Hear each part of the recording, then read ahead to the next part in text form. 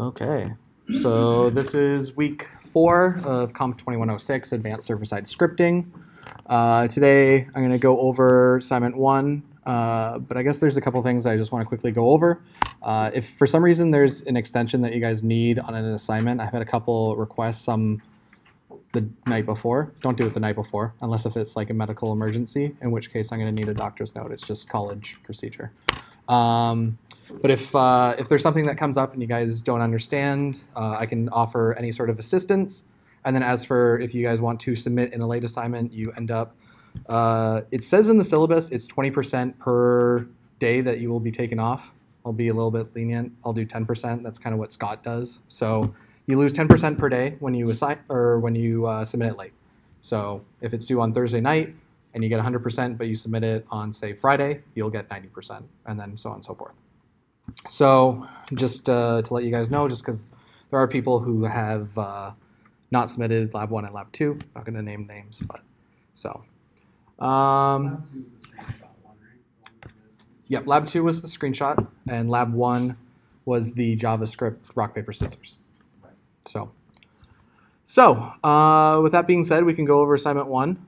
So the first part is going to be due Thursday, February 21st, which should be a couple weeks from now. So in order to do that, you just create a private repository, create your site, and you have to have a minimum of 4 commits. That's really it, just to get you kind of like started. And then the rest of the assignment will be due the following Thursday. So, and we'll kind of go over that. So it's worth 20% of your final mark, so that's pretty important. And we'll be going over different ways to work on this. One thing that we haven't done yet is what is called a NoSQL database. So we haven't done any databasing in this class yet, but we're going to be going over that next week. But this week we're just going to go over some more Express stuff. Last week we built like a quick site, and we'll just be continuing to do that again today. But so overview: to create your personal portfolio site, you have to use expressjs and implement the Pug templating engine, which we've already been doing. And it has to be hosted on a cloud service, such as Azure, Heroku, DigitalOcean. Doesn't really matter. If you give me a live URL and it works, then it works. There's a couple examples here. Quite honestly, I don't know if they're even still live. Okay, so here's one. It's kind of nice. Using some parallax effects. Kind of get the idea. And then another. So as you can see, this one's a lot more like bootstrappy. You have your nav bar at the top with your navigation. This one looks like it's using a single page for mostly everything. But you can scroll through, and we'll be going over how to do this over the next couple classes. So the instructions for it is the site must include pages, 5 pages. So you're going to have a home page, an About Me page, products page, services page, and a contact me page. So last week, for those of you that either watched YouTube or were in class, you guys know that we created a products page, which is going to be kind of similar to projects page. About Me and services will be kind of similar. So as I said, expressjs and Node. You're going to need different view templates and partials by implementing the Pug templating engine and express routes. So that is 4 marks for functionality. So you need a minimum of 1 view template, and an express route must exist for each page of your site. Of course, it's mandatory, because if it's not there, then I won't be able to see it. The site will use the structure created by the Express generator. Your site will have migrated to work within the public routes and views folders. So in assignment 2, that was what we generated using the command. And we're just going to keep using that template. Any extra JavaScript, CSS, and multimedia assets will be in the public folder. So you can either use Bootstrap, or you can use a third-party theme. Just reference it. Doesn't really matter. Just note that as we've said, the public folder is where everything that's on the front end is going to be except for your views. And let's see, we'll define routes for all your site pages in the index.js file of your routes folder. Your views folder will contain your pug page templates. Basically, this is just going out, making all the different marks for saying that you're going to use the Express boilerplate for your structure. So the other thing that we're going to have to do, I don't know how some of you feel, is comments. Comments can be helpful. I don't usually write a lot of comments when I probably should. But if you want to include a comment header in your HTML, CSS, and JavaScript files that you end up writing, that includes your file name, the author's name, website name, and etc.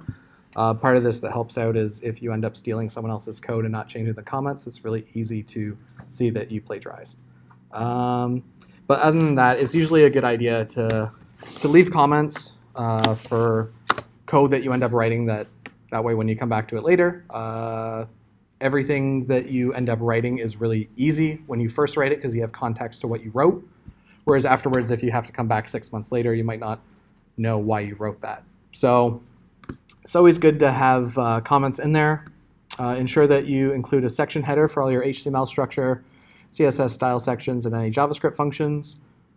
Ensure all your code uses contextual variable names that help make the files human readable, so don't just name your variables var1, 2, 3, etc. Ensure you include inline comments that describe your GUI design and functionality. So it says here, just avoid over-commenting. You don't have to, if you have, say, a variable that's called money, you don't have to put a comment beside it that says money. It's that's the point of using good variable names. So really, if there's something that seems complex or might not be inherently obvious when looking at the code, that's kind of when you start to throw in comments. Then the other thing that you have to do is put it up on GitHub to demonstrate that you know how to use version control best practices. As I said, you have to have a minimum of 4 commits for the first thing. So usually what's always the best practice is after running Express, that's your first commit. And usually it's just like init. So you're initializing your project with the Express template. So you're going to have your code up in your repository and be well structured. So again, just using that Express thing. Your repository must include commits that demonstrate the project being updated at different stages of development. So as you work across the different pages, when you finish a page or you've created all your routes, you could commit that. Really, it's up to you guys on how you want your workflow to be. And then also deploying your site to the cloud. Has anyone here never deployed a site up into something like Azure, Heroku, anything like that? Any backend application. So who here has deployed a site using ASP.NET? Most of you? Okay, cool. So very similar, as opposed to like a front-end application that's just index.html, you can put that anywhere, whereas this will have to run on a server. So the easiest thing to put it on is Heroku. So I can go over how to deploy to that. I hate Azure, so I'm not going to do that. It kind of sucks for node development, and I see a couple head nods, so Heroku sucks. Or no, Heroku's good, Azure sucks. Let's see. There's some optional stuff, which is bonus marks. So we haven't gone over reactjs yet as a front-end framework. We're going to be doing that after reading week. But for anyone that wants to go above and beyond and learn how to use React, by all means, you're welcome to do it. We're going to create, or you can create, a working contact form on the Contact Me page. So you can either make it do an email or some sort of thing. What would probably be the easiest, I say easiest, but if your contact form sends a confirmation email to the email address that the user would enter. So that way they can enter in their email address for replying back, and it'll just send them a confirmation email saying, we've accepted your contact. The other thing that you can do, but like this one seems the least enjoyable, is creating external documentation that includes page wireframes, an explanation of the technologies used, and a style guide.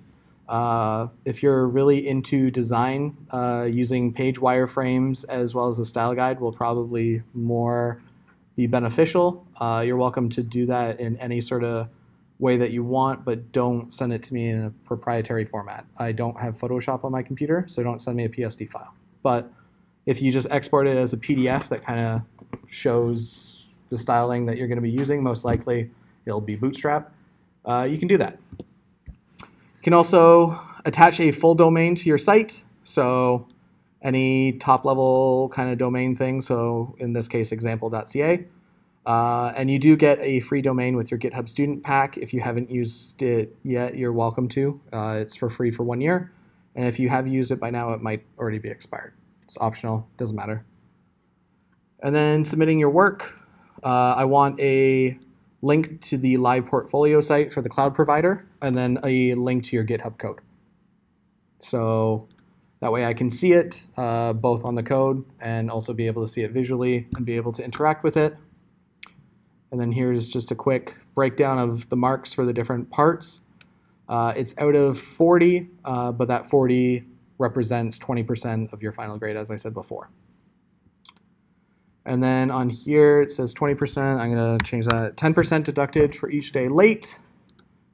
And external code. So we kind of went over this at the very beginning of the semester. So if you take code from the internet or other resources, you should be documenting where you got it from. Otherwise, it is considered plagiarism as per the college, and you can be written up for possibly academic probation. So the code source, where you got it, it encompasses a maximum of 10% of your code. So don't just keep copying code from the internet in order to get your portfolio working.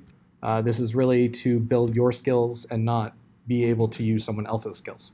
And you must understand any code that you use and include documentation, comments around the code that explains its function.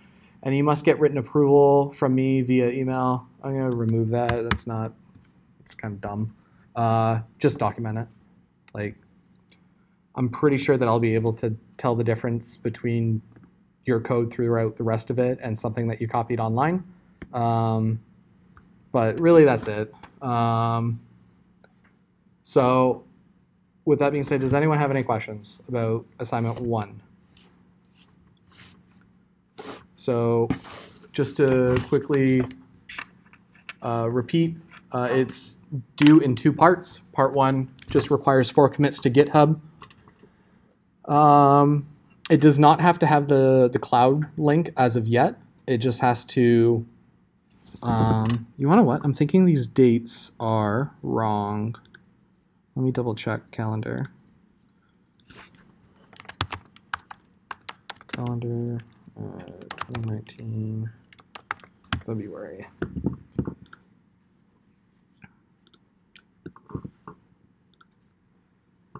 Let's just look at the syllabus really quick. Okay, yeah, that's one of them is apparently due over reading week, which you guys are not going to want that. So we'll do, it's actually, so part 1 will be due on February 15th. So I'll just make a change to this. This is part 1. This is assignment 1, part 2. So the week right before reading week is when the full assignment will be due. So let me just quickly change that in assignment 1. I will update this on Blackboard so that way it's not incorrect.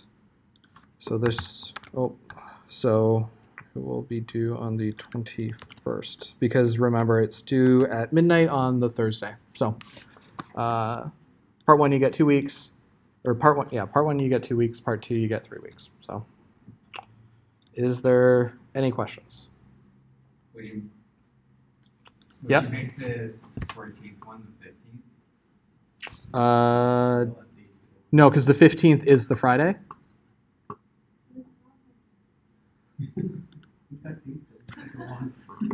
Are you telling me that you can't submit it early? That's true. That's precisely why. Yeah. It's like, sorry, I can't submit it on Valentine's Day because I've been busy for the last 2 weeks for getting ready. You better be. Yeah, it's due on the 14th.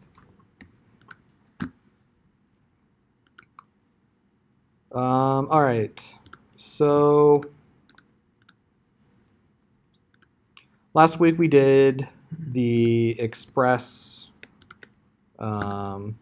site. Let me see if I can just quickly get that.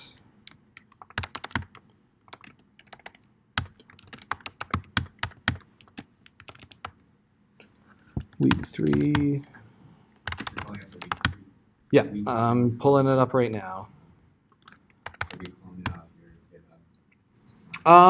This is kind of what's done for now. We're going to be restarting for this one.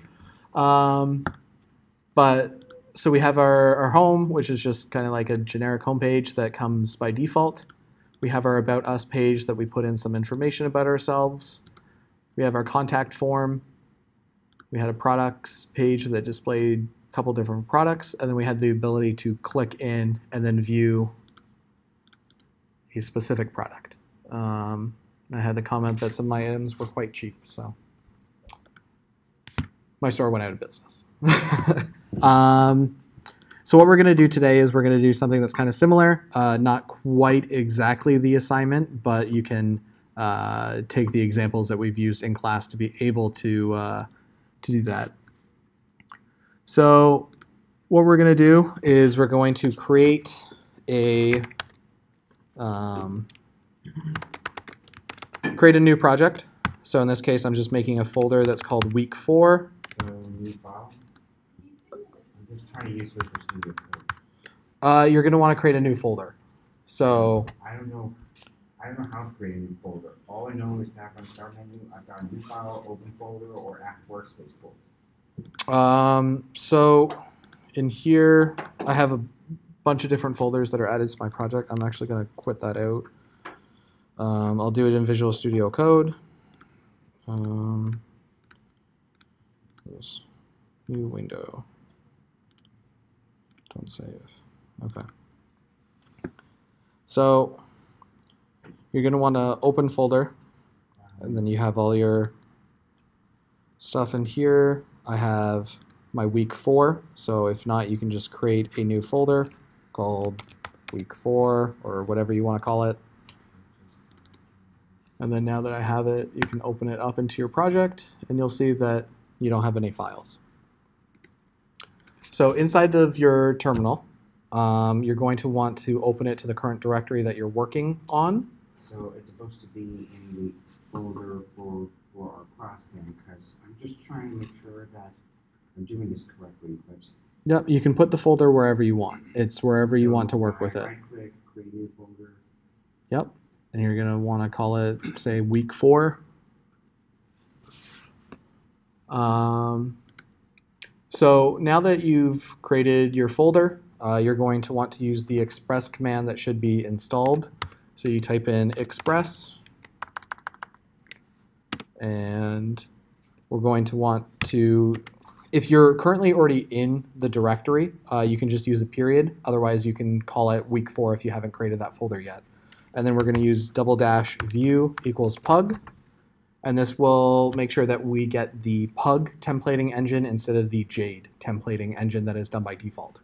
So when you do that, it will create all of your files as we've gone over the last couple of weeks. And now if I reopen Visual Studio, you'll see here that I have my bin folder, public, routes, views, and app and JSON. I don't have anything in the week 4 folder, and I don't know how to get off the login page. I think I missed something. Okay, I will help you in a second. I'm just going to keep going, and then I'll come over and help you. I'll try not to disrupt it myself. Yep. So after you have run the express command, you're going to have to run npm install. So that way it installs any dependencies that are required for your project. So it should be hopefully pretty quick. And then if you run npm start, it will start your server on default port 3000. So if you open up your browser and go,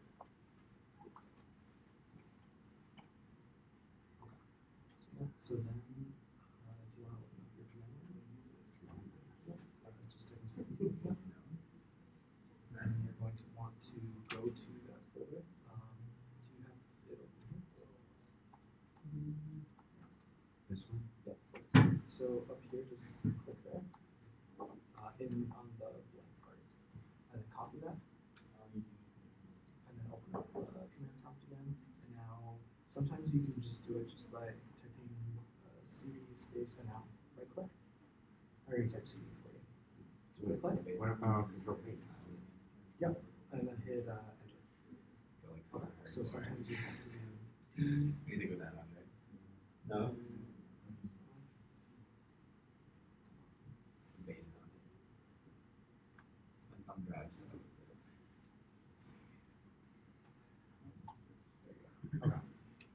So now type in express. It's nice. Yep. Space. Space. Window borders. Things Period. just open up where they Space. you And then dash dash. keyboard View just equals suck pub. like browsing. Space. Go back to No your space. desk of everything else. Yep, enter. There you go. So now if you open up your Visual Studio Code, as that will install your files. Right, and we need to click on the picture. Yep. And now it will install them. Go back to which we did that. So it'll take some time for it to. I used this before once or twice, but that was a long If I could time ago. Yeah. So now if you type npm space start and then open up like Chrome and go to localhost :3000. Yeah, and it's weird interacting with it. If I go to push on it, it's just gonna pop on 3000. This one? That will do a Google search. So So back to the keyboard. you want to actually type it in Localhost Under a light. you want to do a colon. colon. Yep, 3000. In the dark. Enter. Go ahead. Oh, wait. That's a semicolon. Localhost colon. Here. Package.json. We can change node to node. And there it is. So we have to install, like if we install nodemon globally, we can just change the start attribute for package.json to nodemon. So if you install something globally, the issue is that if you were to deploy it to another application, it also has to have it installed globally. So what you do is you install it as a dev dependency, which we'll go over in a quick sec. Oh, okay. So that way, if you were to give your code to someone else and they pull it down and they type npm install, it will automatically download nodemon for them. Right. So in this case, as you just said, so we're going to install nodemon, which we will be using for development. So you run npm install nodemon, and then you do --save, and then -dev. So this will install nodemon, and as I have said over a couple classes, when you run node by itself, it does not automatically recognize a file being changed and restart the server. So in this case, you have to install a utility that will watch your files for you and just restart that process. So after you install nodemon JSON folder or file, and under scripts, you're going to want to add a dev of nodemon, and you can just copy what's right above it, of the /bin/www, and then save that. Once you do that, it then allows you to run the npm run dev command inside of your terminal. So if I were to type it, you can see here that I'm running nodemon because it, in yellow and green, it says that I'm using the nodemon process. And if for some reason you wanted to restart it manually, you can just type in rs into the terminal and hit enter, and it will restart it. Usually you don't necessarily need to do that because it will automatically detect file changes. So that will have your project running on port 3000, so that way we can make changes to it. I'm going to bring this over if I'm going to be programming.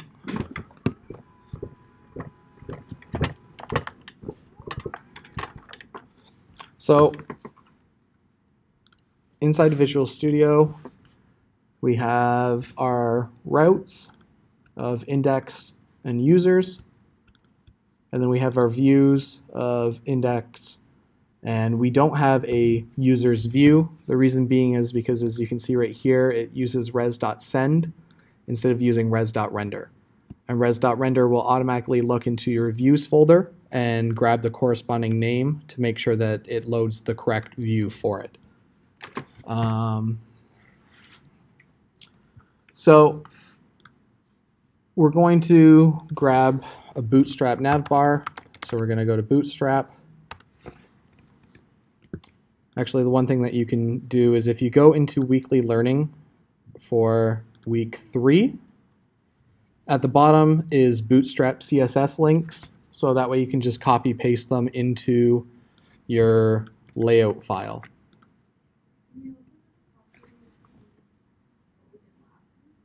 Yeah, you can just copy it from last week. It's the same ones. So inside of layout, we want to get rid of, well, we'll just comment it out. So you can just do a / dash in front of it to do a comment.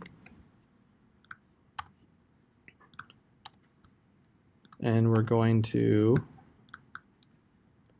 move this down there.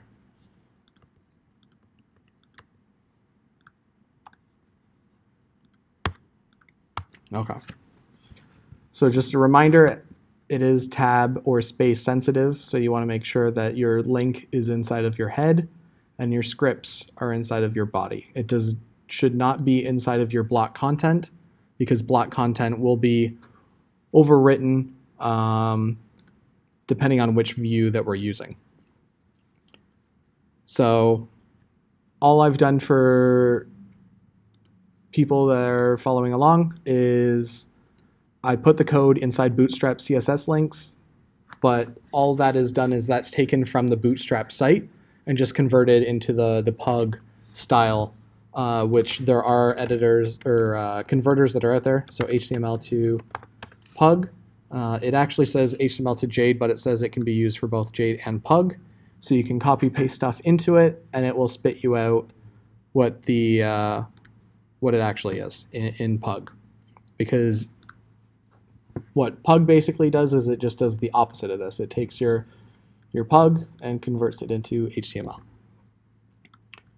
So now if I were to open this and refresh, you can see this is up in the top left-hand corner, and we can put in our nav bar. So I'm going to copy the nav bar from last week under week 3. And under layout is this giant nav bar that I'm just going to copy and paste.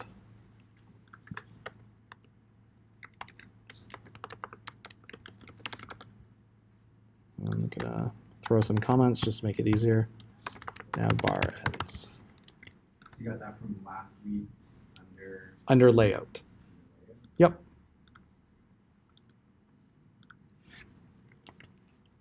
So I'm gonna push this up to GitHub. So I'm going to do a git init. I'm going to add first I want to create, this is always important to do. Make sure that when you're creating a new project that you create a .gitignore file. And in there you want to ignore your node modules folder. So you do not need your node modules folder, because that's the point of running npm install, is that it will automatically download that folder for you containing everything that you need. So I'm just going to quickly remove. Okay. So now I can add everything and commit with the message of init. And now I'm also going to need to create a GitHub repository to push this up to. So I'm going to create a new repository. I'm going to call it COMP2106 Winter 2019 Week 4. And just create. And now I can add it as a remote branch and push it up. So now if I refresh on GitHub, everything's up there, and I will copy the link and throw it onto Blackboard for you guys under week 4. So that way we can, if you're lost, I can end up just throwing it up there for you. So web link, GitHub code, submit.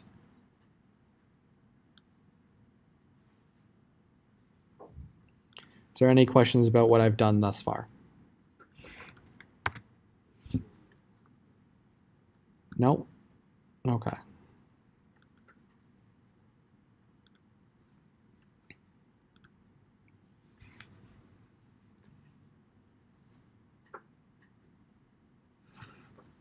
Is there anything that people need open just to follow along with what I have done thus far, of like code-wise or anything if you haven't?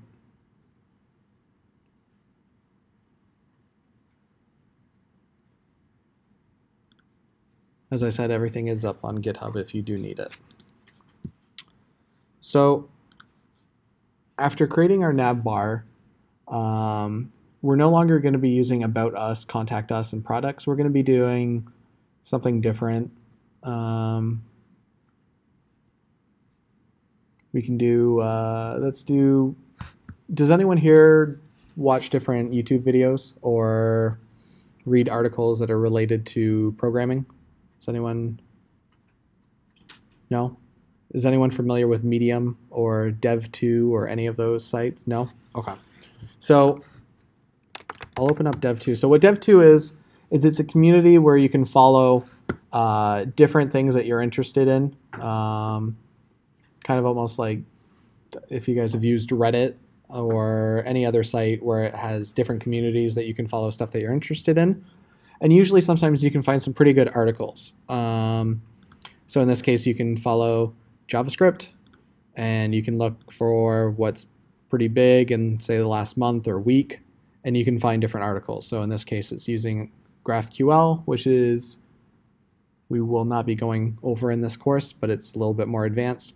So what we're going to do is we're going to create something that's kind of similar to this. We're going to be creating a section that you can create basically hashtags that you can follow. Not fully. We're going to create a section that would be kind of like for a user, for like a user information, and then just a quick article. It doesn't have to be as elaborate as this. So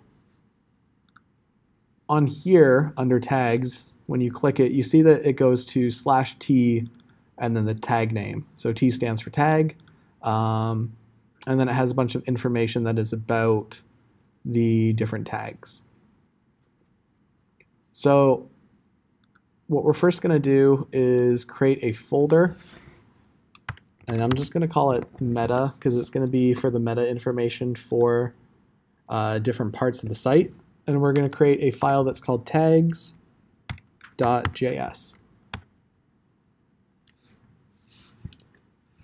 So the reason why we're creating this tags.js file is we're not doing anything with a database yet. Normally, like we did last week with our different products, we created the ability to, it was hard-coded for what products we had and the information associated with it. But in this case, we're going to be removing that information into a separate file that we can then include into where we need it. So we create a folder called meta and then tags, and we're going to create a variable called tags, which is going to be an array. And then at the bottom, we can do module.exports equals tags.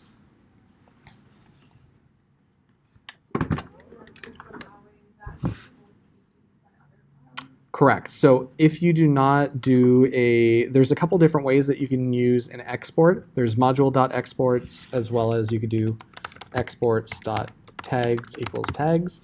But in this case, there's two different types of exports. There's what is called a named export, which is that tags one that I just did, and then there's a default. So what using module.exports allows us to do is essentially it's exporting that variable called tags. So now if we wanted to include that somewhere, you don't have to copy this, we're going to be doing it later, but I can do var tags equals require, and I can just go back into meta and then grab tags. And then that gives me access to anything that is in that variable, so that way I can reuse it. So we don't have to worry about that for right now. What we're going to do is create an object. So this is going to be an array of objects, so that way we can have the different tags that we're going to be using and have information about it. So in this case, we're going to have a name, and that name is going to be, we're going to go JavaScript. Ooh, if I can spell. What else do we need?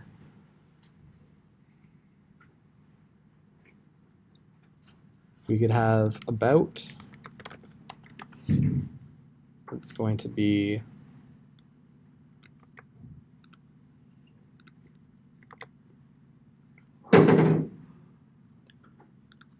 the about part doesn't really matter, but we're just throwing it in there. We're going to have what's called a slug. So a slug is what is usually put in the URL.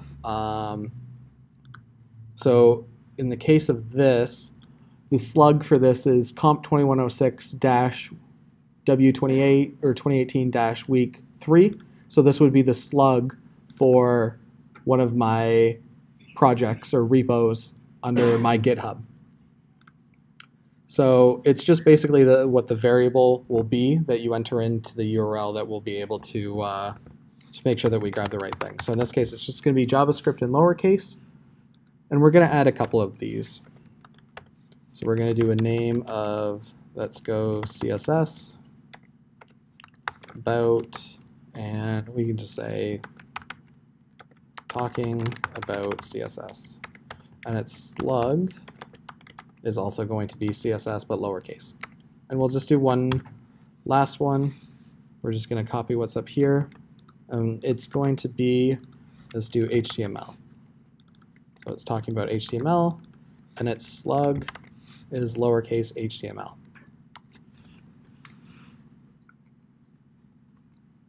So you can imagine that if we're using a database, we would typically have some sort of primary key that's going to be involved with it, which might not be a bad idea to include if we end up linking anything to it, such as an article. So we're going to put an ID of 1, an ID of 2, and an ID of 3 at the top. And just remember that every single one of these keys ends in a comma, so that way you can have your next key and value. So we've created our tags, and now in order to access a page that would be for a specific tag, we're going to have to create a route in order to handle that. So under routes, we can right-click on the folder and do new file. There we go. And we'll just call it tags.js.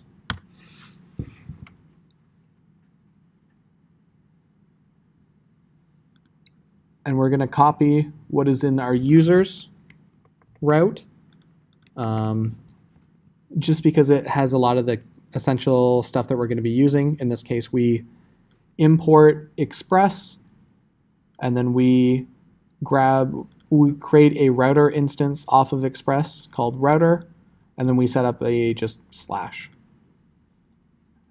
So in this case, we're going to create slug, and in here is where we're actually going to require in our tags. So we're going to do const tags equals require, and then a string, and we're going to have to use two periods to indicate going back a folder, slash meta, and then slash tags. And then we can save that.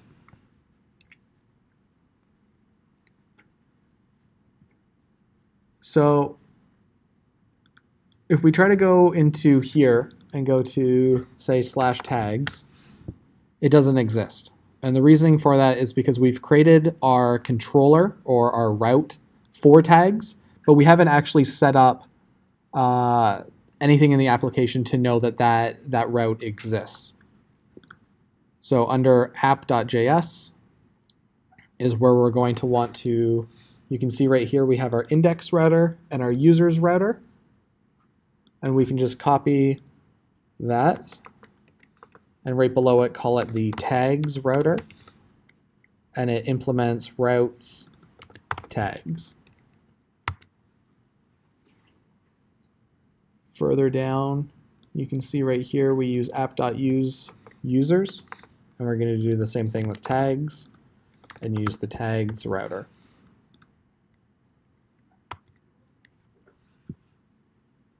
So as you can imagine, this kind of gets a little bit repetitive on if we have a bunch of different routes and a bunch of different routers that are imported. What we can do, instead of having to actually declare a variable called tags router, we can actually just take this part that's right here and we can put it right here. And we can just essentially remove that tags router. And what that does is it says in /tags, we're going to want to use the default of what comes back from route tags. So for any of you that like to not necessarily have something that is created once, you can just do it like this, because really, as you guys know, when you have a piece of code or even a variable, if it's used more than once, typically you want to have like a function for it. So if you're wanting to do some sort of calculation of adding two numbers together, sometimes it's good to have a function if it's a little bit complex. So, but in this case, the router or the controller is only going to be used once. So we can actually just require it in right here, and there's never another reason to use it. So we've actually used /tags. If we want, we can actually just do /t to match what dev.to is using on their site. It's not required to make it exactly the same, but just so that way we can do a comparison of their site to ours. We should be able to take /t javascript and up here paste it, make sure that there's not two slashes. And we get respond with a resource. So you can see that we've now taken the same link and been able to respond.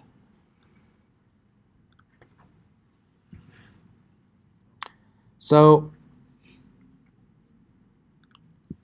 that's fine.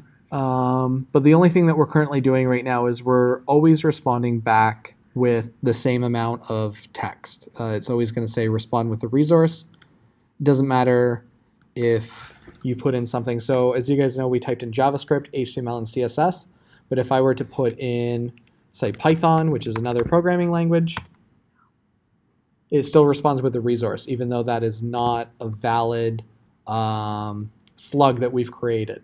So in a website, if you ended up trying to go to an article that doesn't exist, it doesn't just still respond with something. Usually it responds back with an error. So what we can do here is we can take our slug and say we want request.params.slug. So in case if you have forgotten from last week, when we have our route that's right here, we have our request, our response, and our next object. We actually haven't done anything with next yet. And as you can see, it's a little bit faded on the projector because it hasn't been, we've declared it, but it hasn't been used. But in this case, we're using request because this is what the user has sent to the server. And we want to grab the parameters and a variable called slug, which is just what our colon up here is. The colon indicates that we have a variable that is named slug, and we can just reference it with request.params.slug. So just to make sure that we have that properly, you can just do you have requested and we can add in slug. So now if I refresh, it says that you've requested Python. You have requested JavaScript, and any sort of stuff that you enter. So now what we want to do, now that we know what the user has entered as their slug, we can check it against that list of ones that we have.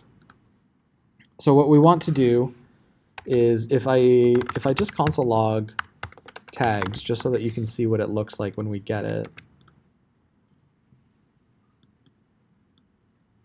So this is what this is what tags looks like. It has, as we saw, it has our objects that we created before, and it's not any different. It's just what is required into the route. So what we want to do is we only want the slugs that are in here. So in this case, JavaScript, CSS, and HTML. We only want those ones to be considered valid. So what we can do is we're going to create a variable called isValidSlug. And what we're going to do is we're going to loop over and see if tags has that value. So I'm going to quickly open up MDN.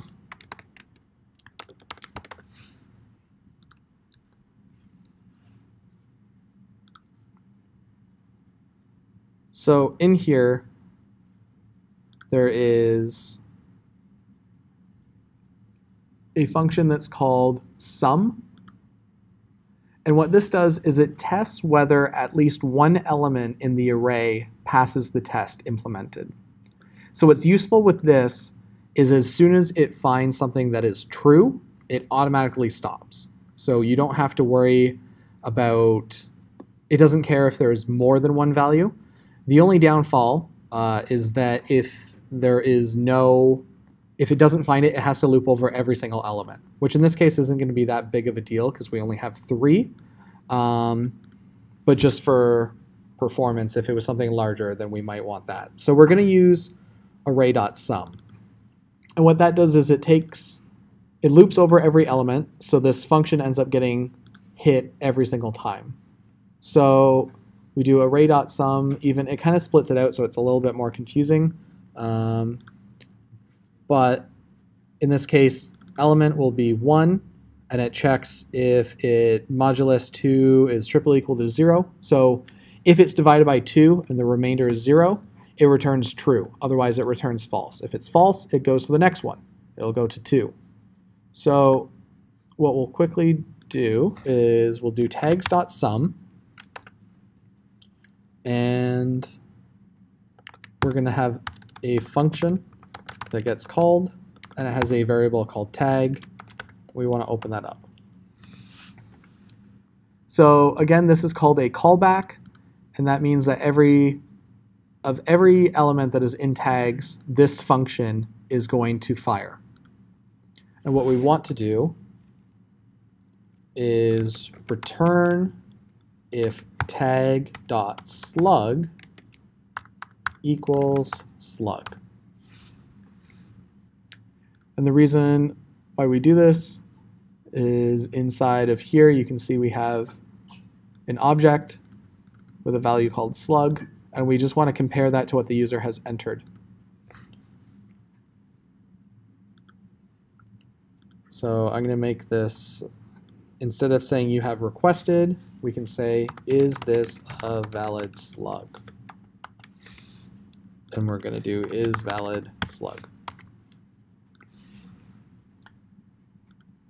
So now in here, if I refresh, JavaScript is a valid slug. Let me bump up that font size.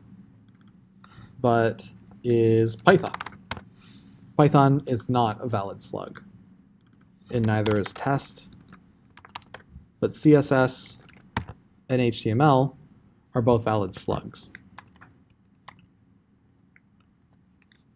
And the reason why it does that is it just compares the text that's up here to the text that is in each individual object.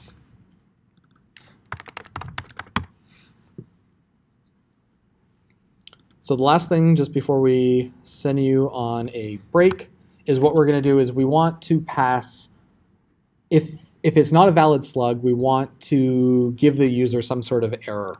So in this case, if I were to here go to something that's not valid, you end up getting this kind of 404, actually kind of cool error page. And it says you've lost your way, you can just return. So what we're going to do is we'll just say this. So if, and we want to check if it's not, so not is valid slug. And we'll just say invalid slug. And the reason for that is what next does is it makes it so that it will go to the next available route that it can hit.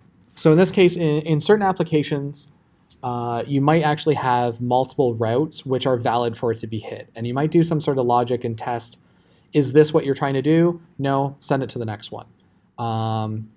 But because we're passing this error object, it ends up hitting a route that is expecting an error object, which can be quite helpful, so that way you don't have to handle what the page is going to look like every single error. So now if I refresh, we're on that page, but if I put in slug, we end up getting back to our error page with our header up at, or navbar up at the top. And you can see that it has the error message of invalid slug, which is what we typed. It says error invalid slug, and it says also which line number that error happened on, which is quite useful in JavaScript because it gives you the stack trace of what it was being called at. So in this case, tags.js on line 13, and specifically the column of line 17. So if I go to, so here's line 13, and I go to right here at the bottom, you can see it says line 13 call. So if I go to 17, it's the start of the creating of the variable new error. So because I created a new error object, that's where it recognizes that error took place. So that's pretty good for being able to handle just kind of something simple for an error.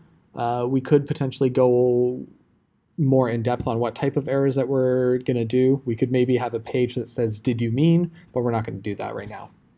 But what this does is it handles, now it will only send back that it is a valid slug, otherwise it returns no. So yeah, I guess that's a good time for a break.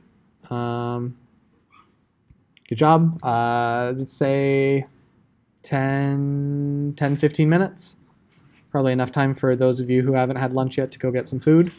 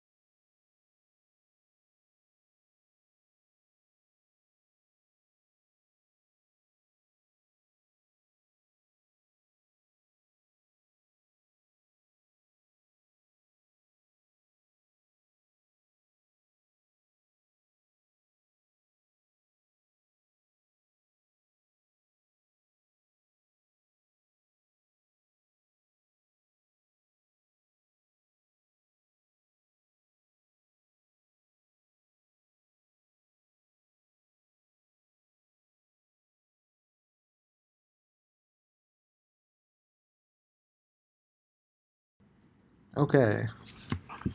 So now that we've gotten it working with invalid and valid slugs, what we should probably end up doing is rendering something more than just basic text to the screen. So in this case, just is this a valid slug true? So what we're going to do is we're going to create a new view that's going to be called tags.pug. And just like in the other layout, if you look at index, it extends from layout and has a block content. We're just going to copy paste that into tags and save that. And then at the end, we're also going to do a res.render of tags and give it an object with a title. And we're going to say tag slug. And do a semicolon and remove that, save. So as I mentioned before, res.render, if we were to actually create a new folder, so let's say example, and throw tags inside of the example folder, you can reference it by going example/tags. So it just automatically looks at that views folder and will grab the remaining of the pathing from there. So we don't actually want to, no such file.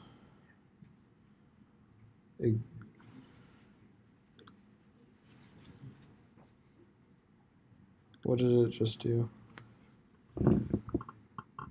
Views example. Oh, sorry.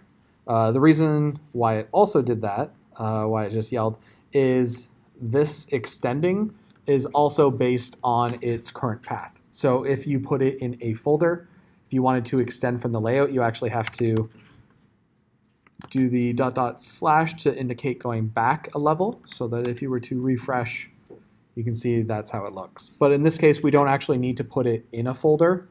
It's just for if you wanted to organize your project a little bit more, you can do so. So in this case, we just want to render tags. We can refresh, and then there's tags. So if we compare to dev.to, they have the articles that are here in the center. And then they have a side panel on the right side that is using for like discussions and who to follow, probably people that write articles that are in that JavaScript section. And then you have a side panel that's on the left side that's more information about that tag. So in here, just kind of a quick blurb about JavaScript, guidelines for submitting a JavaScript article, saying that it has to be JavaScript focused, about JavaScript, and then it says how many posts are published in this section. And then if we switch to, let's go web dev, so you can see on here it doesn't actually have a side panel on the left. It only has a discuss panel on the right, but pretty similar layout. So in this case, what we're going to do is go to Bootstrap and go to, let's go to components, and we can just kind of scroll through and see if there's anything that looks like this top thing, top banner. Now, that alert looked pretty good. We could probably use, yeah, probably use a Jumbotron.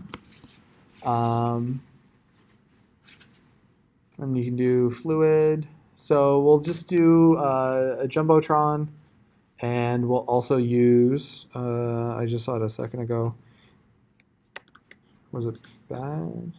Oh, it was just a default heading. And we'll probably just use an h1 tag. So inside tags, we're going to use a container. Or actually, we want to go, is it container fluid? Container fluid is for a full width And then we can create a jumbotron and throw our h1 in there. So if I save that, see here it says tag JavaScript, but theirs is centered. So what we can do, just gonna close that. I'm just guessing. Usually Bootstrap has some pretty helpful class names, so I could do text.center, and that centers the text. So theirs has a little bit less padding, but for now we can just throw in also a button that is right beside it. So button primary, and we'll say subscribe.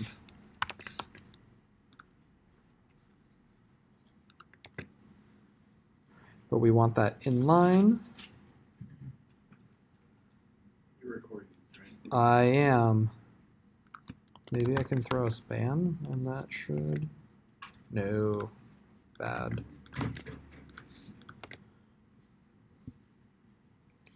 So I can just do, I'm just going to do this, just deflex and throw both of those in there. And just one other thing that we're going to need for, we're going to need to justify content. So I don't know how much experience many of you guys have using Flexbox in CSS, but it is probably the most useful thing. Instead of having to do floats and relative and absolute positioning, Flexbox is the most useful thing that you will probably use in CSS, being more design oriented. So we want to justify content center, and I'm also going to do align items center. I'm going to assume that that works. And reopen it. Okay.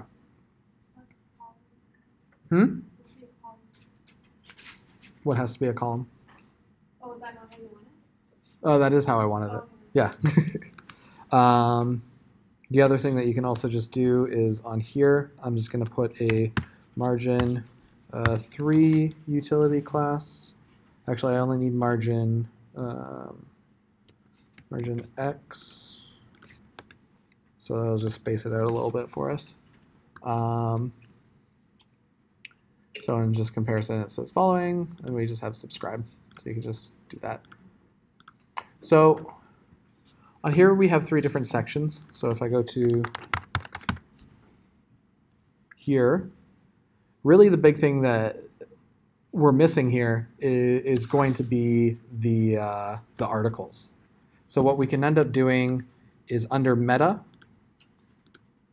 we can create a file that's going to be called articles.js with a variable called articles, which is going to be an array that does module.exports. Really, actually, I'm just going to write it like this. Module.exports equals, and then open bracket. You don't even have to declare a variable. I just usually do, because if you're going to export multiple things from a single file, it's usually best to do that. But in this case, we're only actually exporting one thing, and it's just going to be articles. So our first article is, we're going to have a name for it, and we're going to call this our first JavaScript article. It's going to have an ID of 1. It's going to have, let's do authors. And it's just going to be an array, because in this case you could, as you guys know, with different sort of articles, sometimes you can have collaboration between multiple people. So it's usually best if you're going to have a system that allows you for multiple authors, even if there is only one single author, it should still be in an array. So that way you're consistent across the board. So in this case, you can just enter your name or my name or whatever. So I'll just enter in my name right here as the author. And let's see what else is on here. We could have the date that it was submitted. So date submitted, and we're going to do a new date, and just leave it like that, because that'll just take today's date. And you can see right here we have some different tags that are on this article. So in this case, this article is posted to multiple ones. So just like we did with our authors, we're going to create tags. We're going to say it is a JavaScript article.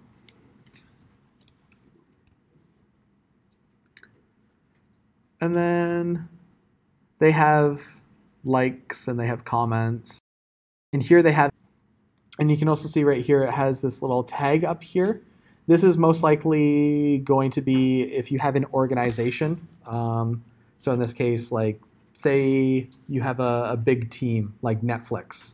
Netflix on Medium, they have their own Netflix blog that is hosted through Medium. So that way multiple authors can post to it, and it would just display like Netflix. So in this case, you have View Vixens. So yeah, so that we're not going to put that in, but it would be something if you were to actually make an application or a website like this, you could throw something like that in. So we have our author, the date, tags. We'll just put in likes and comments, just as numbers. So I'm going to make this really real for myself and say that I have 0 likes and 0 comments because no one wants to read my work. So we have one JavaScript article. We should probably create a second article. In this case, it's going to have an ID of 2. Maybe it'll have 7 likes. But in this case, it's going to also it's going to deal with also HTML. And in this case, we'll just put in Bobby Evans. I don't know what that's from, but it's in my head for some reason. So we'll just throw that as an author. So we have our tags, and so that way we can link it to another, like to the tags that we have. We have the date submitted, likes, comments. Maybe we'll just throw one comment in there. That's that. So in here, inside of our tags route, we're also going to want to require in our articles. And the reason for that is so that we can pass the corresponding list of articles to our view.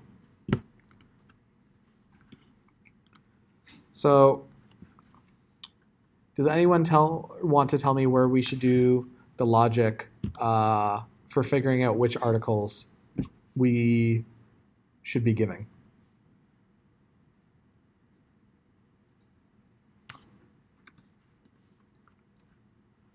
So at first we grab the slug, so that way we know if we're going on the HTML page, CSS, or JavaScript.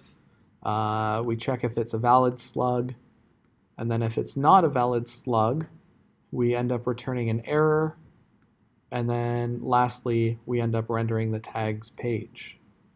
So if we were to grab a list of articles for that specific tag, we should probably end up doing it after we check if it's a valid tag and display an error page for them. So in this case, we can say tagged articles is going to be where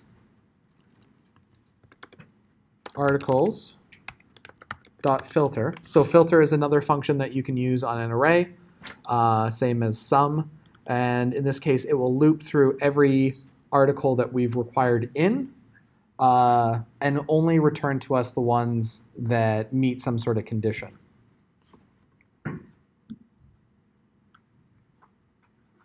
So in here, we're going to have an article. Oh, I'll keep writing it like this for now. Article. and we want to check if this article's, if any of its tags match the slug that we currently have. So if we look here, we're using tags as an array. So in this case, we can go const tags. Oh, we can't use tags because we're using it up above. So we'll say article tags equals article dot tags. And we want to check if that slug is inside of that array. So we can just use includes, because in this case, strings are really easy to check if it exists in an array. So we can just return that article tags includes our slug. So we can just say that if this tag, if this list of tags contains our slug that was entered, we want to return true, so that way it will go in this tagged articles, and if it's false, we don't really care about it. And we can then say that articles is tagged articles. And just to quickly console log our tagged articles, if I load JavaScript and refresh, you'll see here that I have two articles. One is the first JavaScript article, and then there's the second JavaScript article. But in this case, if I go to /HTML, it only responds back the one that has tags of HTML. It does not return the first JavaScript article because it doesn't have a tag of HTML. So as you can see, that can be fairly useful for being able to filter information. Again, typically what you would do is if you're working with a SQL database or a NoSQL database, you would just say, give me all the articles that have this tag. You wouldn't end up filtering after the fact. But because we're just working in a local file, it just makes it a little bit easier.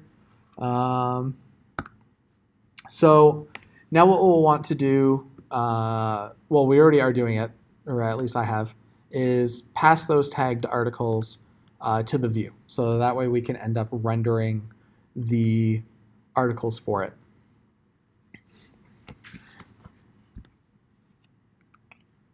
So on here, with Bootstrap, it has a 12-column layout. And as you can see here, both sides are roughly about the same, with the center content being a little bit bigger. So you could probably say that this would be about 4 columns. This would be about 4 columns, and maybe this is 6. Probably is about right.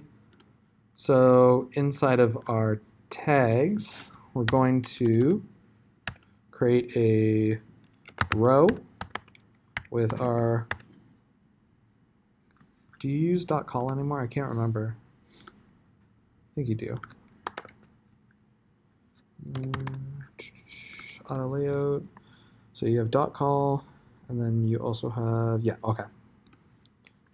So I'm gonna have a column that's column 4, column of 6, and a column of 4. Oh yeah, what am I doing? 3, yeah. 2, 2, 2. So that'll be 12. So 4, 1. We'll just do all equal just for now. And then we can just play with it just to see what it looks like once we render it on the page. So components, and we're going to create a card. So as you can see on here, they kind of have it in this card with the title, a photo, and all that sort of stuff. So first thing that we're going to do is we're going to create a mixin. So as I said before in a past class, a mixin is almost like creating a template of how something is going to look. And you can reuse it multiple times without having to copy paste it over and over again. So in this case, we're going to create a mixin that's going to be called article card. And we don't necessarily know what variables we're going to be passing to it yet, but we know that we're going to be passing something to it. So we want to create it as a card with a card body. And we can just do an h4 that's going to be an article. Or hold on, let's look here. So we have name. So this is going to be name. And we have authors. So we can do authors. And then we'll do a div. And that's going to be date submitted.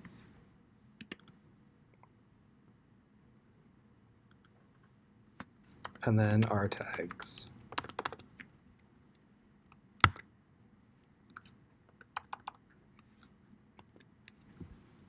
So we're going to be passing the entire article to this mixin, and we're just going to be taking the pieces out of it that we need. So in this case, we're going to do what is called destructuring, and it allows us to say that we want the name, the authors, the date submitted, and the tags from the object that we pass to it.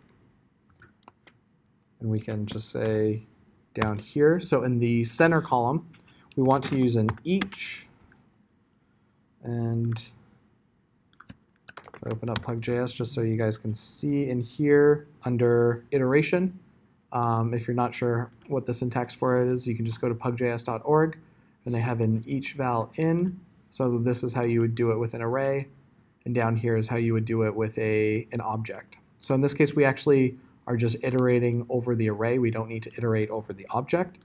So we could just do each article in articles, because that's what we're calling it right here, is called articles. And we just use, so we use the plus to call our mixin called article card, and we just pass it an article. You can save that. You can see here's our thing right here. So yeah, I'm gonna bump that to 3, that to 3, and that to 6. How does that look? Okay, that's pretty good. And now if I go to /JavaScript, you'll see that there are 2 here. And what we want to do is, on our card, we're just going to add a margin bottom of 3, of .mb-3. So that way there's a little bit of space between them, just so that you can see it.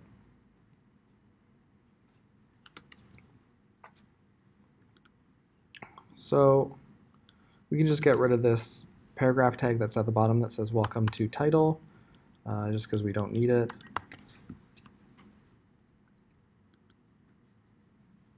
I'll just clean that up. So now I'm just going to commit up to GitHub. So I'm going to add everything, tags route / tags view. I'm going to push that up.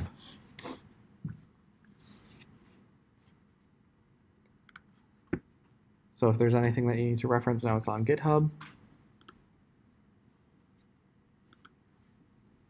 And now there's a couple more things that we still want to include. So we want to take this kind of bottom bar that's down here, and we want to have the hearts icon and our comments icon. So Bootstrap usually comes with font awesome icons. So I don't think it comes with it anymore, but you can just copy it from here.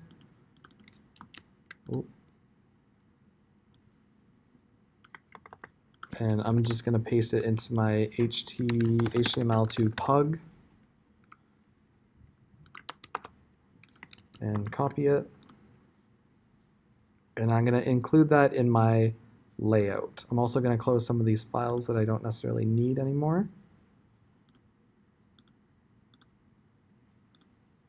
So inside of our layout, just below our bootstrap, I'm going to include in the font awesome. And we're going to try to find a heart. So if I search heart, see right here, here's a heart. There's one that kind of has an outline, a more faded outline. So we're just going to go with the regular one on their website. And where is it? So there's solid and regular. Both of them are free. As of Font Awesome 5, they have a lot more paid icons now. So if you'd like to pay for it or just find a different icon pack, you're welcome to.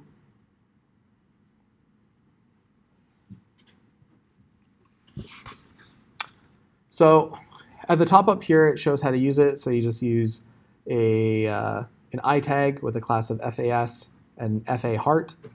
In previous versions, it was just .fa, but because now that they've been splitting it up into smaller things to include only the ones that you need, they now have other classes that you have to use instead of just .fa.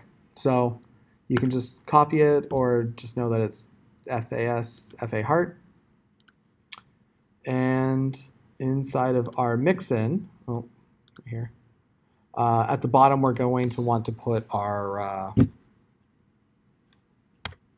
kind of like likes and comments and stuff like that. So I'm going to do another deflex, d-flex, and I'm going to use justify content. I don't know if it's space between or if it's just between. Let me just quickly check on Bootstrap.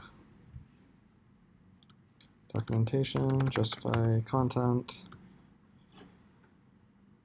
Okay, it is just between. Okay, so you can just do justify content between, and we're also going to do in align items center. And now we're going to have our left section and our right section. And then here you can just do likes.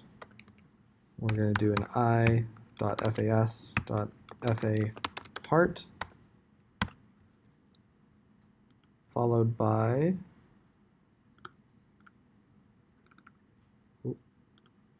in articles it's called likes. So we can just do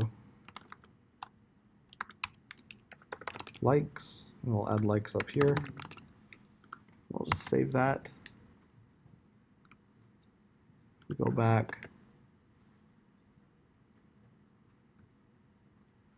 So as you can see, it has these square, or not square, sorry,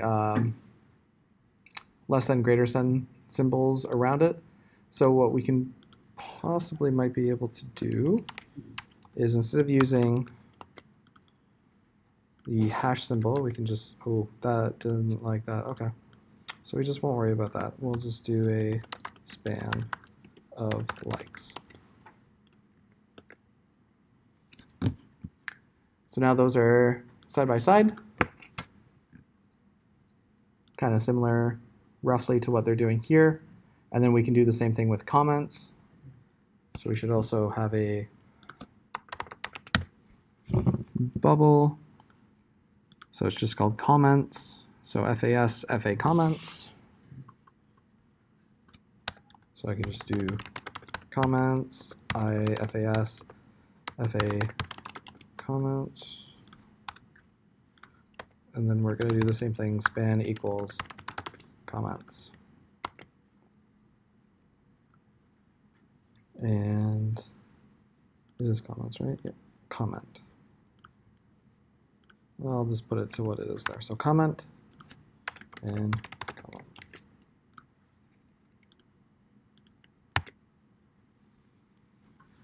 So now we have both of these.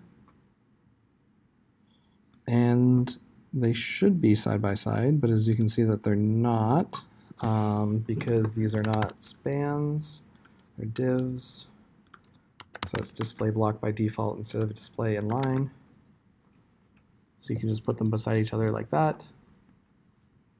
But we're going to want to put some spacing around it just to make it easier for us. So what we can do is just on this one, I'm just going to do a margin right 3. I would not usually encourage styling like this, as you guys probably already know, but just for simplicity's sake, I'm just going to throw in a bunch of these little things just to make my life easier.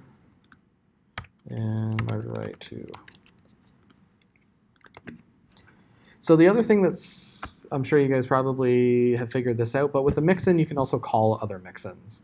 So if you wanted to,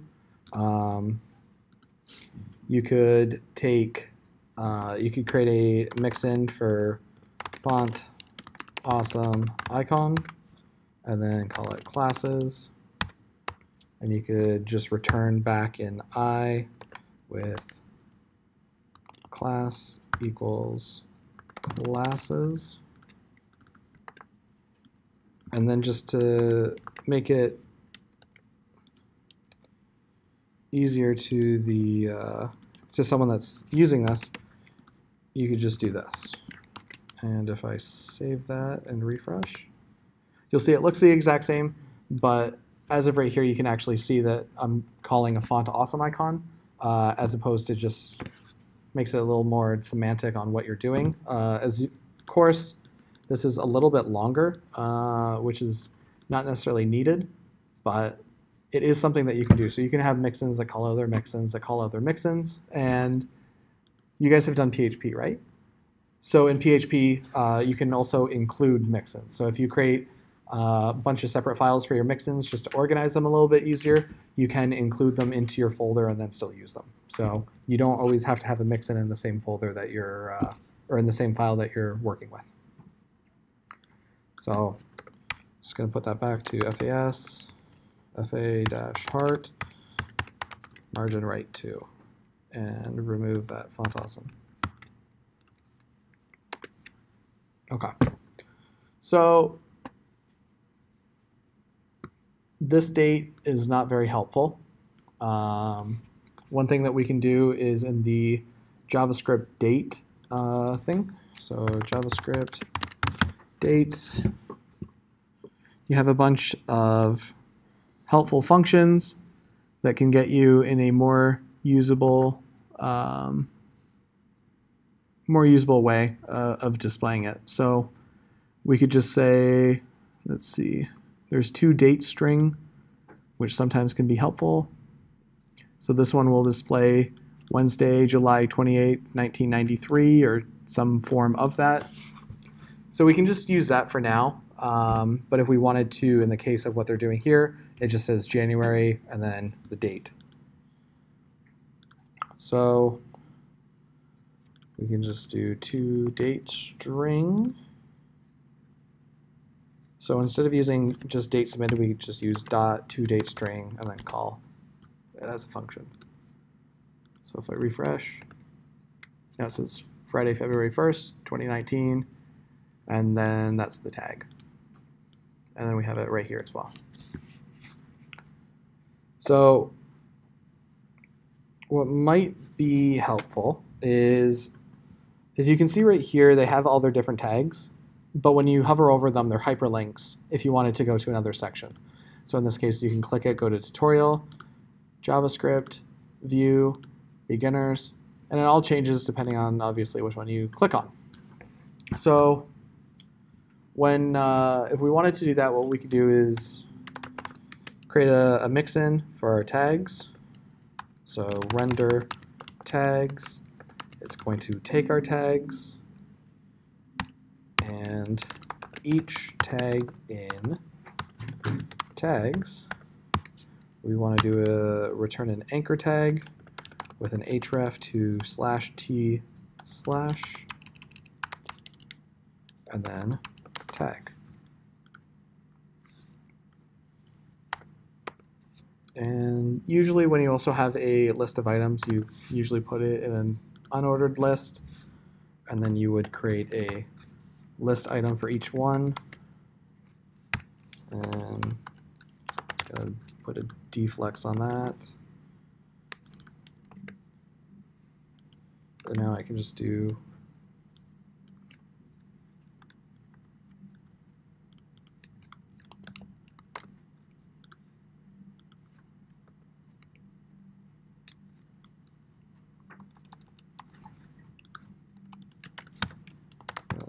span of render tags. Oh, new line.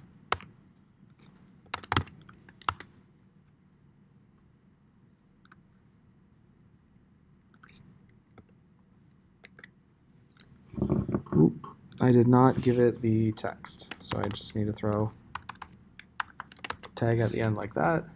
So it has our anchor with an href of where we're wanting it to go to, with an equals, and then just the tag. So you can see we have JavaScript, HTML.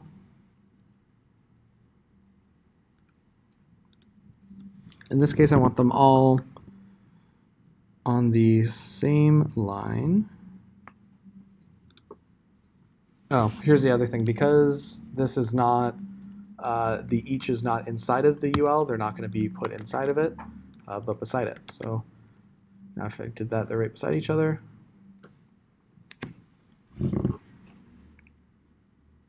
And I'm actually just going to take this out of being its span. I'm just going to put it right beside it, so it's like this.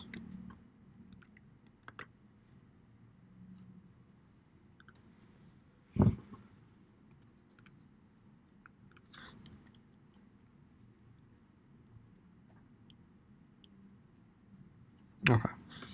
So these are overlapping, which is not really important as of right now. But obviously you wouldn't want that to be in your application, but we're just going to ignore that for now. So now if I were to click HTML, it goes to /HTML, and if I click /JavaScript, it goes to /JavaScript. Is there any questions as of right now what I've done? No. Okay. So I'm going to throw that up on GitHub. I'm going to do a commit of dynamic tags and articles rendering. Push that up.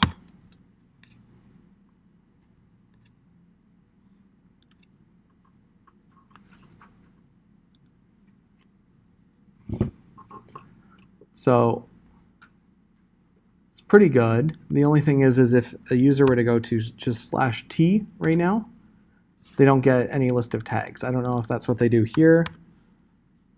They don't do that. But typically you would have some sort of interface to allow a user to go through all the list of available tags. So we can do that as well. So inside of our route, we have tags. And right now we have it where it's just /slug. Right above that, we're just going to do router.get. We're just going to do a slash with a function of req, res, and next.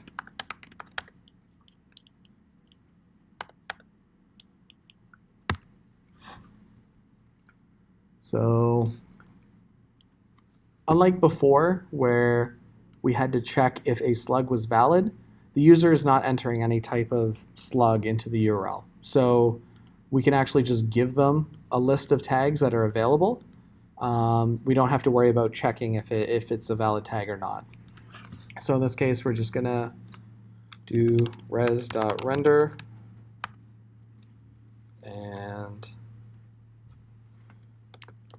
tag list. And we're going to give it an object of tags.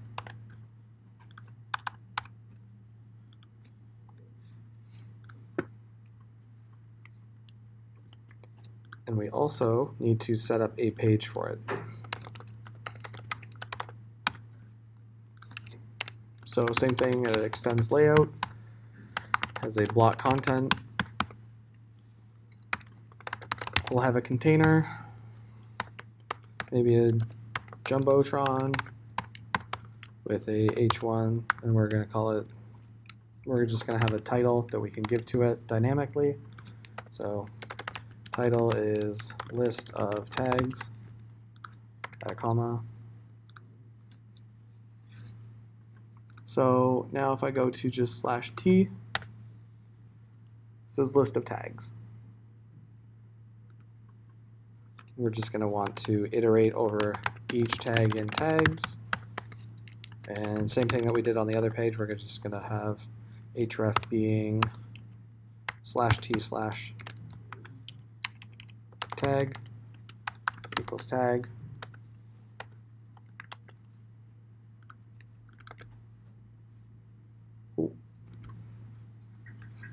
So the reason why that is not working is, in this case, instead of just passing in articles where we have a list of tags as a string, inside of our tags under meta, it's actually an object that has an ID, name, goes in an unordered list. And the other thing that's kind of handy with Pug is that you can, in one line, just do li:(a), and that means that whatever's here, because of the colon, is going to go into the list item. Because I'm not really doing anything much. Ooh, no, maybe that didn't end up working. Is it still colon?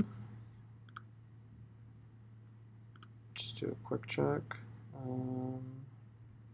Not comments. That does a bunch of that stuff.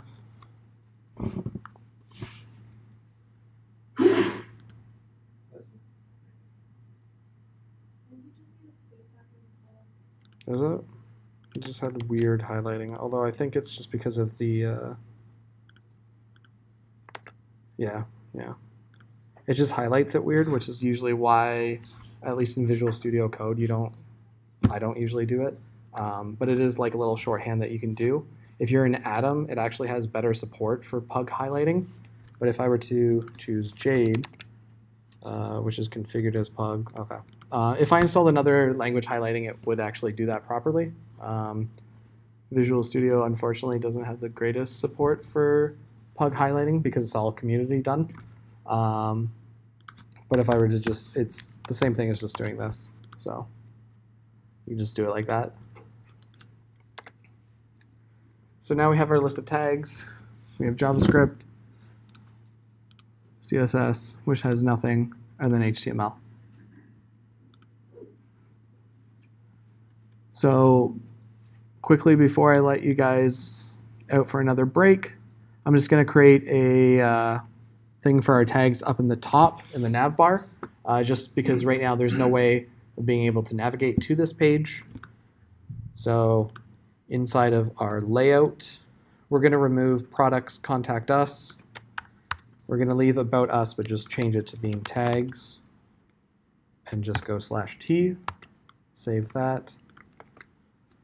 So now we can navigate to home, navigate to tags, go in, and do that.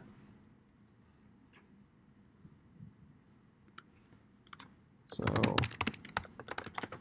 we're going to create a tags page created and update nav for tags and push up. So I do encourage you guys to use Git more often, so as you complete small tasks to commit that and then push it up. So that way, in case if you ever have to undo something, I mean, I think everyone has sometimes bad habits. Sometimes I'll get to like 15, 20 new files and modified files, and being able to go back to something that I had done is harder to do. But it's always good that when you finish one thing before going to the next, you commit that and then push it up. Because if for some reason your machine were to die tomorrow, your code is still on GitHub. So yeah. So do you guys want to take another 10-minute break? Be here, say about quarter after again, 2:15, and then we'll do the article page So when you go in, it has the content that's inside of it. And maybe we'll just do like some quick author information as well, just to put on the side. So yeah, so if there's anyone that has any questions, I can walk around and answer any of them if I went a little bit quick. So I'll just mute the audio.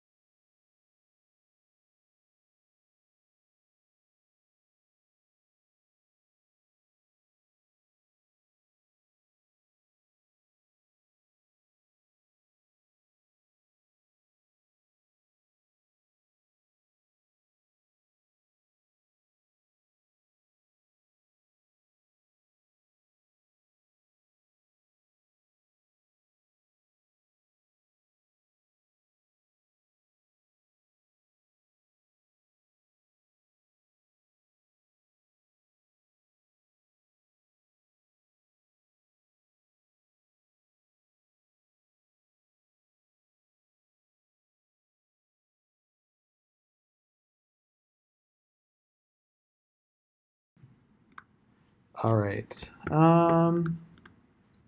So now that we have set up we have our tags, we have our specific tags that have articles. Now we want to be able to take this and make it so that it will go to an actual article. So what we're going to do is, well, first I'll just look here.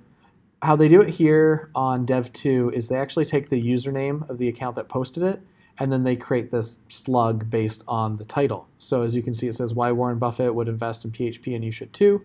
And it just strips out anything that isn't kind of like alphanumeric most likely, and then appends this ending to it, which I don't know what that is for, but probably makes it so that it's at least a little bit unique if someone were to submit a title that's almost identical or is identical.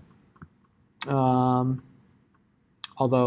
I'll probably just copy paste like what's here, because really this isn't about writing an article. We just want to be able to have an image, or like the article and the image and the content and stuff. So inside of our articles, we're just going to add a new field that's going to be called image.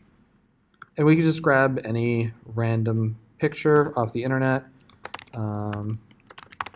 Just going to grab an image of generic code. We'll grab this one, copy the image address. And I'm also going to do it on that one as well. So it's going to have the same image no matter what article we open, which is okay because really we just want to have an article with an image. So we're going to create a new view. It's going to be called article, and it's going to be .pug. And it extends from layout with a block content. So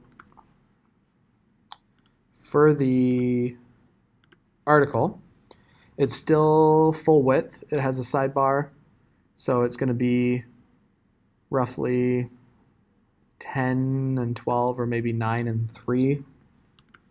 So I'm going to create a container fluid of a column 9 and a column 3, and I'm just going to put a card body and just put sidebar. Sidebar in here, just so that way you know that it's the side. And then this is going to be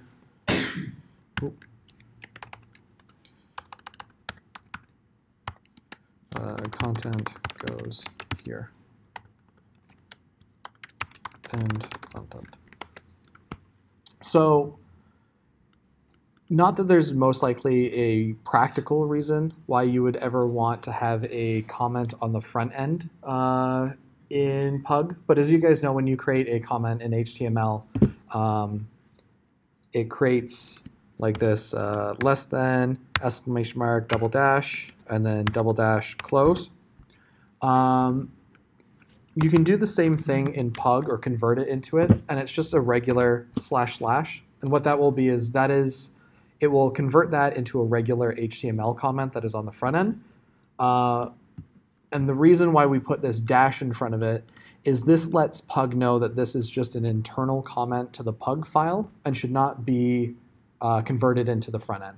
So not that there's many applications that have comments on the front end of your code, but if for some reason that you wanted to do it for, say, like debugging or something, if you wanted to see, you could just do, put that there, and then that'll be rendered as a comment on the front end. So now that we've created an article, we're going to, or an article view, we're going to have to create an article route. So we're going to create articles.js, and we're going to require in express, and we're going to create a router object. Actually, I think router is just lowercase. Doesn't really matter actually, but express.router, and that's a function because it creates a new router instance. and then we want to do module.exports equals router. So that's the little basics of what you need in every sort of route that you create by default as of right now. So because this is going, we're going to use just /a to reference a article inside of our app.js. Right here we have our T for a tag, and we're going to do the same thing with an article. So /a, and that's going to copy in articles.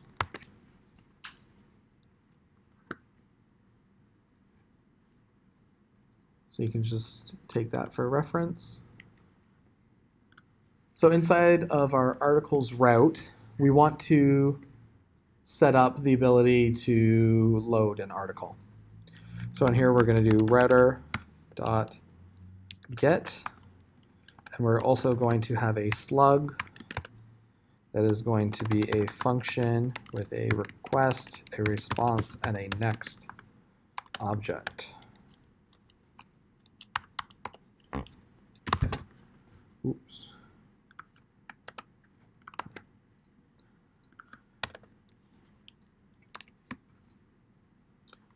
So we're going to want to require in our articles that we can search against. So we're going to require in under meta and then articles, our list of articles.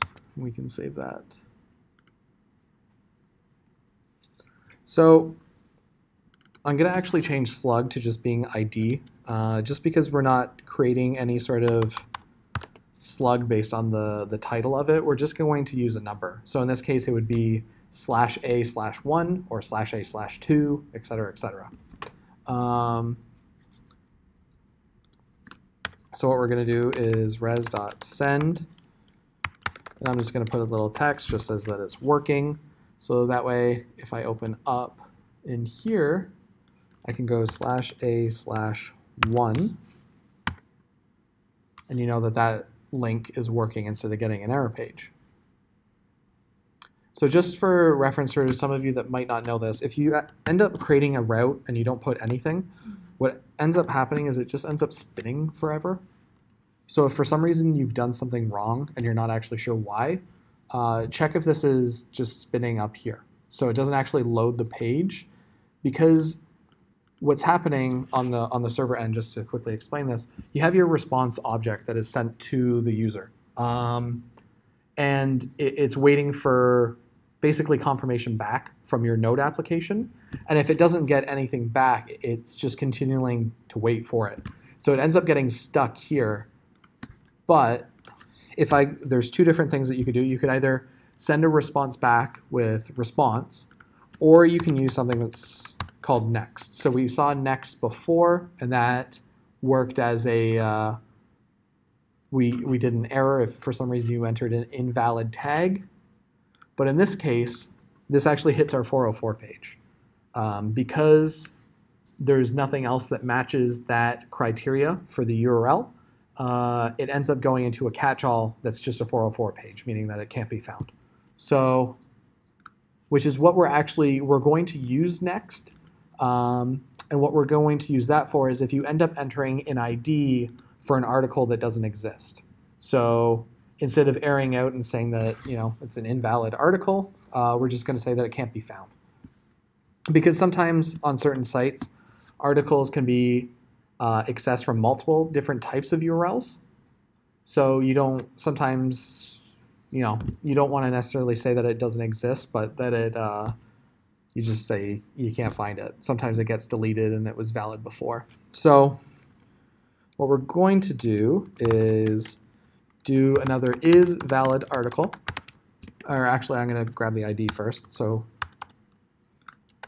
we're going to grab an ID, and that's going to be req.params.id. And that is the ID that's entered right here with the colon. And then we're going to do articles.find. And we're going to say where the article ID equals ID. So right now, if I console log is valid article, oh, quick check. Make sure that you didn't just copy this to say article ID equals ID, because that was the bug that happened on week 2 where I was assigning it instead of checking if it's the same thing. Oh, actually, we've mentioned this before. This is going to error out in part. The reason why this errors out is inside of our articles, ID is a number, but everything that comes back as an object here is always going to be a string. It's the string representation of it. So in order to do that, we actually have to convert it into a number. Otherwise, in our check on the triple equals, it will check if 1 as a string is equal to 1 as a number. So you always want to make sure that they are the same type, just because it's the proper way to handle that. And then we end up checking if the article.id is equal to the ID that is in the URL. And then we can log that. And I'm going to just remove or comment out next right now and just say working. Oop. Refresh. So it says working. And if I look right here, you can see this is the article with an ID of 1. And now if I switch it to, let's go to 3, you can see here that it says undefined. So before, when we had used .find, or sorry, when we used .sum, that returns either a true or false value based off of what you're looking for. But what we want to do is we don't want to say yes, it's a valid article or not. We want to, if it is a valid article, return that to the view, and if it's not, we want to give them to a 404 page. So in JavaScript, we have what is like a truthy value. It means that you can end up doing a type check on it, and it will return either true or false, even though that value is not true or false. So we can say if not is valid article.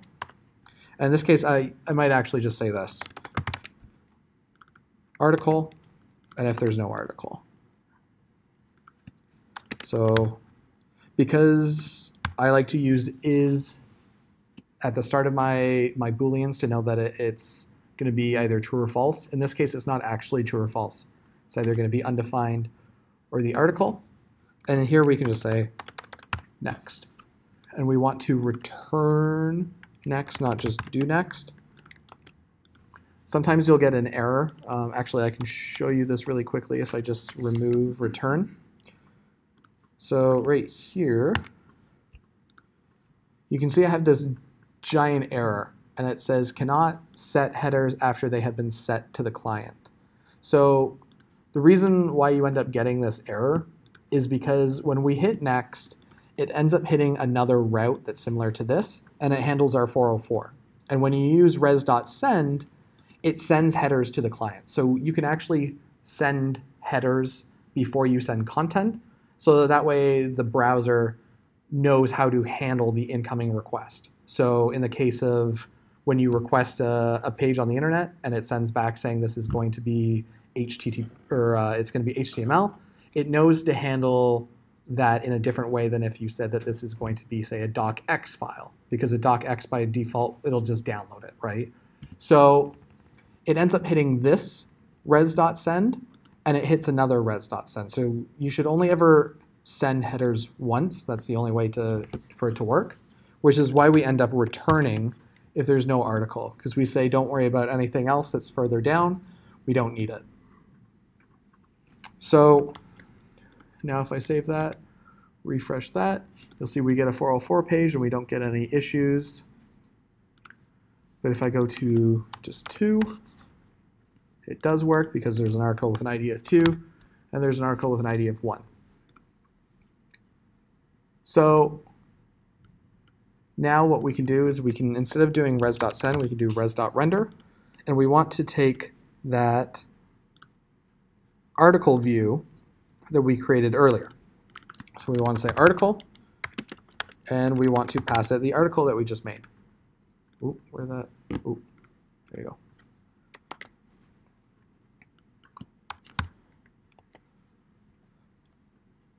So right here, we say if there's no article, we want to redirect to the 404 page. And then we do a res.render of the article. I usually think it's always best practice. If you're using res.render, you should probably always do return. You don't have to. It won't necessarily be wrong. If it's at the bottom, it will never hit it. But for the case of what I just showed you with the headers error, it's sometimes just best just to always return. So that way you don't have to worry about it. So we open up here, refresh. See, we have our sidebar that we created earlier. If I open up here,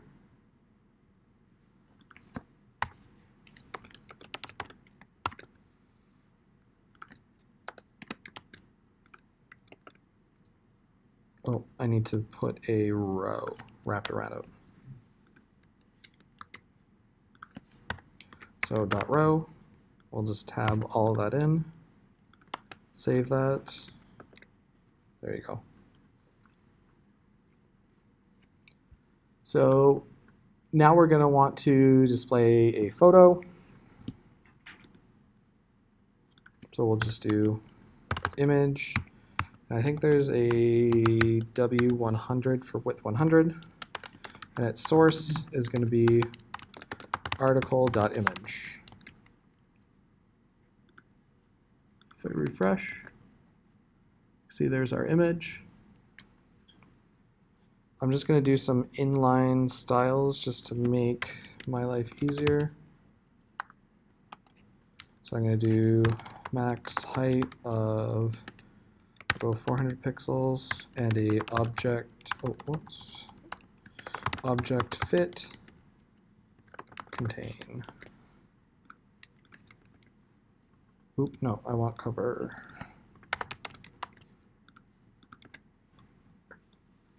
So now it'll only do a maximum of 400 pixels for the image, and it just kind of fills the image into it without sticking inside of it. So if I were to take this and bump up the max height, you'll see more of the image starts to be shown as I increase it, but it will just contain the image inside of it. Technically, it's called cover, but it fits the object inside of it. So now we're going to also want our title. I might just wrap all of this just in a card. And we want a h1 of article.name.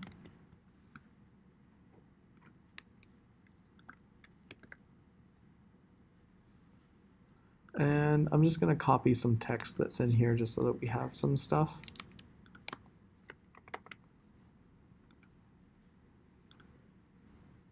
So inside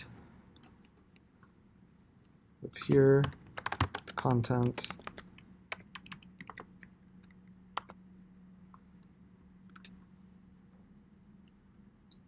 And you don't have to worry about doing the content. It's just to show you it loading. up article.content.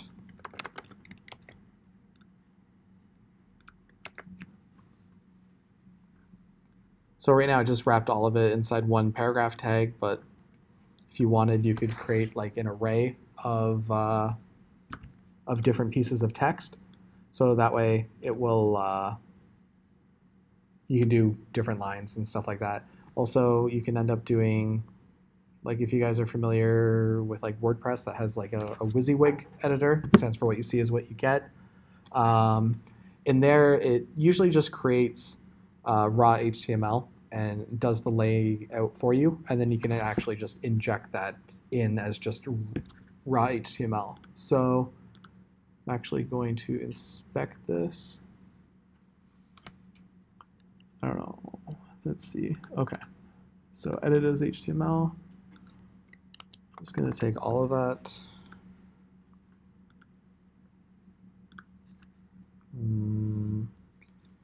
And inside of our meta information for articles, just going to paste that. And then here, I'm just going to do a content.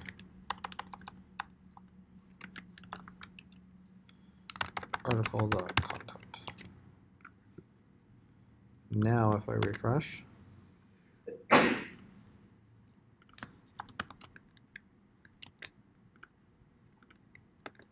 we go. So I don't know if you guys have gone over what is called escaping. It's basically when you can do it in SQL, you do it in HTML, and it's basically taking elements that might not be valid and removing them, or using the actual characters. So let's see, plain text, pipe text, block and text.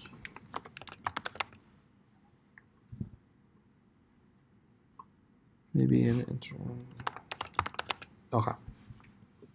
So you can see here, it ends up taking the span tags and it converts it into the actual element. So if you were to want to render a less than symbol in HTML, obviously you can't use it because that's what the tags are using. So you end up using this ampersand LT semicolon, and that's what it ends up converting it to when you escape text. Whereas if you want unescaped text, you can just put an exclamation mark in front of it. You can kind of almost think of it as like danger, because sometimes when you have unescaped text, there can be issues with it. Like someone could put in a script tag or some sort of malicious code inside of what is being rendered, and there's no way of knowing it unless if you parse it out. So there's two different ways that you can render text. You can either use the pound symbol in front of a variable and that will escape it, or you can use an exclamation mark that is unescaped. And if there's HTML in it, it will render it, which in this case, and it is quite common inside of articles, you just want to render what's there. So as you can see, there's photos that are being rendered in, text, bold text, anchor tags, bunch of different sort of stuff that's all here. So that's useful if you have like an article page. So now that we have that, we're going to want to just do a quick probably header for like our author and date and stuff like that, and the tags. So we'll do that, and then I guess it's almost time to go.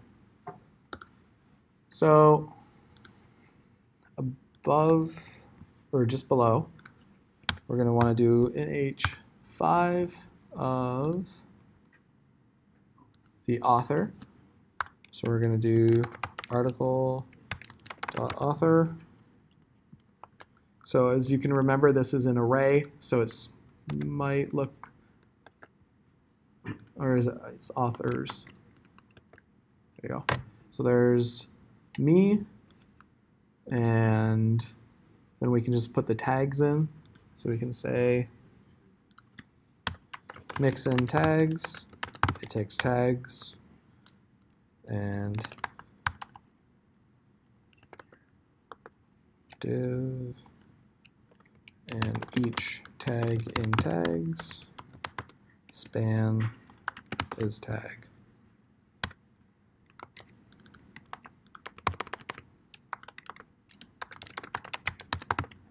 So we throw in article.tags.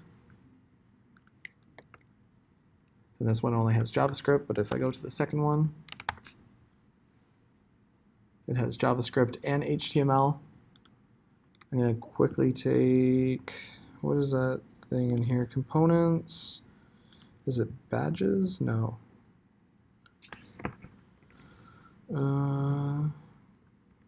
Oh, here we go. This is what I was thinking of. So we can take badge primary. And was that a span? I believe it was. Yeah, it was. So we just do badge and badge primary. Refresh. Now we have two different tags. And probably the other thing that we'll want to do is just put some spacing. So margin right, dot margin right. We'll do 3 again. And in this case, this article doesn't have any text for it, so that's why we don't have any content that's being rendered. But normally that would be rendered at the bottom here. So yeah, is there any questions about what I just did?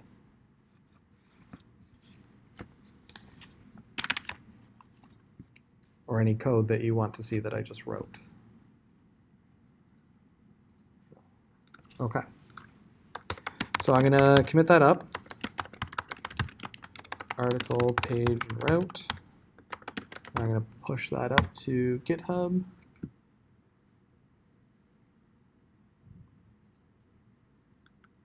And then that's it.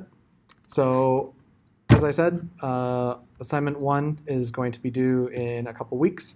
So it's probably a good idea just to get started, kind of figure out how you're going to want to lay out your application, just because right now there's not going to be as much data stuff that you're going to be able to do in your application, but you can lay out how you want to do it. So if you want to do any of the front end stuff, I know you guys are more web-based students, so a lot of kind of like design kind of stuff. So you can figure out how you want to design your portfolio site, because quite honestly, when you guys are done at the end of the semester, hopefully, you guys are going to be job hunting, and creating a portfolio site can be quite useful. You can put your different assignments that you guys have created throughout your 2 years here at Georgian and be able to bring that to an employer.